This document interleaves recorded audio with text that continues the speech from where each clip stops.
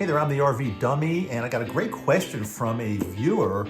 I'll read it right now to you. Can you safely drive your RV without winterization from New York to Florida in temperatures of 20 degrees after having it in climate-controlled garage?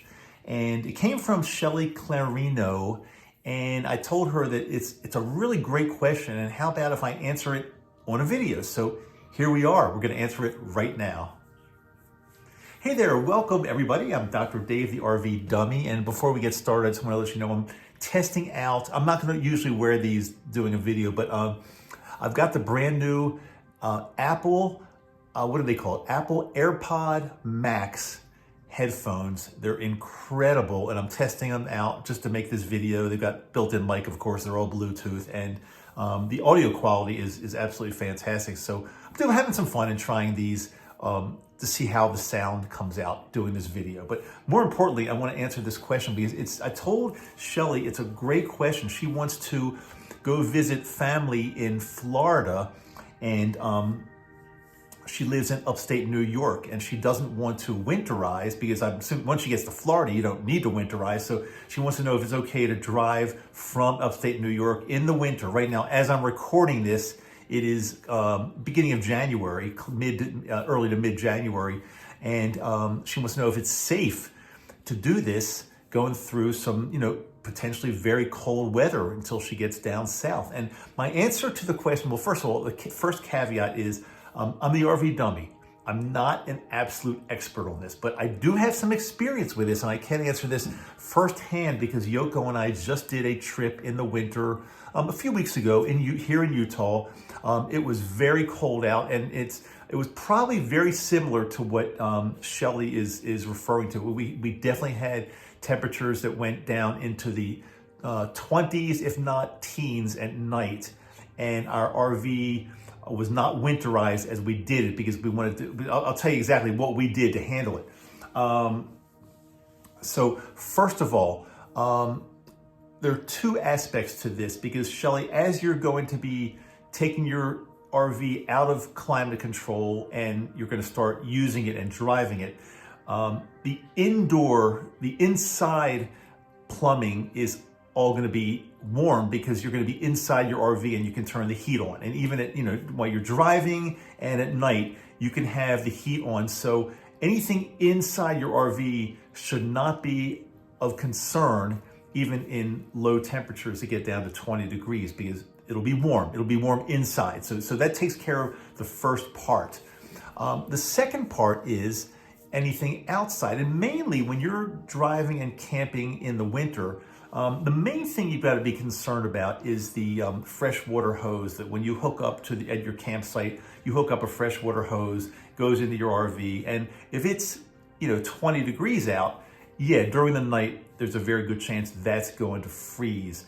But there are some workarounds on that. First of all, things don't freeze quickly. They don't freeze immediately. So if it dips down to below freezing in the middle of the night, just for a short amount of time, most likely you're fine. But if it's very, very cold out, say it's a consistent 20 degrees or maybe even a little bit lower, yeah, things will freeze and you've got to take care of that. So you will have to put some type of system in place that your freshwater hose on the outside of your rig will not freeze when you're parked, when you're camped. And the best way to do that is they sell these heated freshwater hoses. You can get them on Amazon. As a matter of fact, I will send you a link in the description, in the show notes. I'll send you a link to go right to my Amazon affiliate account, and you just click right on it, and you'll see exactly what I feel would be a really good solution for a heated freshwater hose. Now, the other problem we had when we were camping here in Utah and it was cold out at night is not only the hose you have to worry about, but the actual hookup to the, they've got those, I don't know what you call it, but where you hook up the fresh water. It almost looks like a pump, and on their end, on the campground's end. That actually froze in the middle of the night also. So when we woke up in the morning, we didn't have any fresh water coming into the rig because on their end, it froze. And I had to actually wait until the sun came out and We did a few little tricks here and there to warm that area up, and within an hour or so, we got that unfrozen. But there is, what I would recommend is, in addition to the heated freshwater hose that you'll be purchasing, and they're roughly in the $150 range, well worth it. In addition to that, I would get some type of insulation and wrap around anything that's not your hose. So in other words, wrap around that hookup, the pump thing, as best as you can. Just to, again, it's not going to, if it's 0 degrees out Fahrenheit, it's still going to freeze. But again, it's not going to ruin any of your plumbing, any of your equipment if they're on their end it freezes. But again, if you wrap it with some good insulation and it dips down to 20 in the middle of the night, you should be fine. Now, the other thing I'd recommend is making sure your gray tank and your black tank keep them always emptied out, because if you've got a lot of water and fluid and things like that, that can freeze. You can certainly pour some of the the pink antifreeze solution into the toilet and flush it, and it'll go into the black tank. But again, you can also just every evening before you go to bed, you can empty those tanks, so there's nothing in the tanks to freeze. Again, I'm speaking from my personal experience. We've done it. We've had no problem whatsoever. The other thing I would recommend is, it's not going to be as bad as you think, because if you're driving from New York to Florida, in one day, basically, I think you could pretty easily, I used to live in Maryland.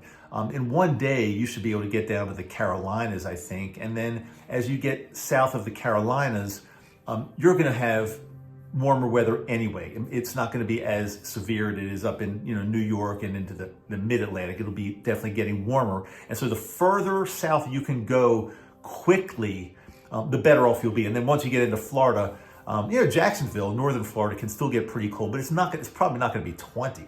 So you probably won't have to worry. So you probably just have 1, maybe 2 nights you'll have to deal with this, then you'll be into the warmer weather.